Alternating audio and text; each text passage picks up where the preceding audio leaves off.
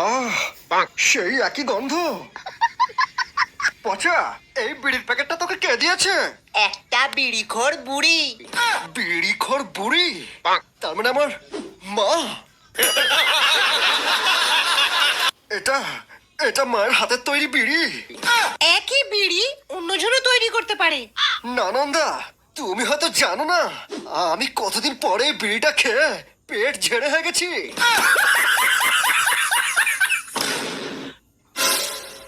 মা,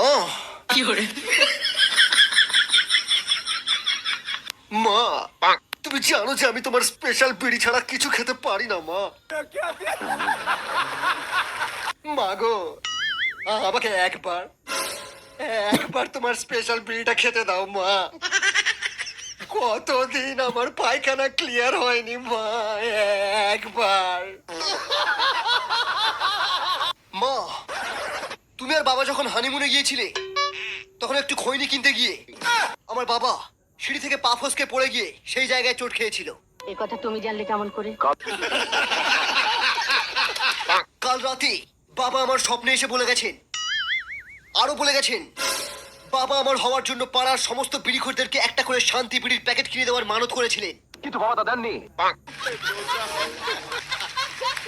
এখন এই বিড়িখোরগুলো আমাদেরকে শ্রাপ দিয়েছে। বলেছে এই রাজমহলে সবার পায়খানা বন্ধ হয়ে যাবে, বুকে গ্যাস উঠে সবাই মারা যাবে। ও মাই গড! সারাদিনে কটা বিমল খাস? আরে বিমল খেলে মনে হবে পৃথিবীর সব নেশা ছেড়ে দিই। আরে আমি তো হাত দিয়ে যাওয়ার আগেই 10-15 প্যাকেট মেরে দিই। বাবা, আমার বাইকে তেল শেষ হয়ে গেছে। কাল তো 50 টাকা দিলাম। 50 টাকা? থু, শালা 50 টাকা তেল তো রাস্তার জামিতেই শেষ হয়ে যায়। পেট্রোলের দাম অনেক বেড়ে গেছে, তোকে আর বাইকই চালাতে দেবো না।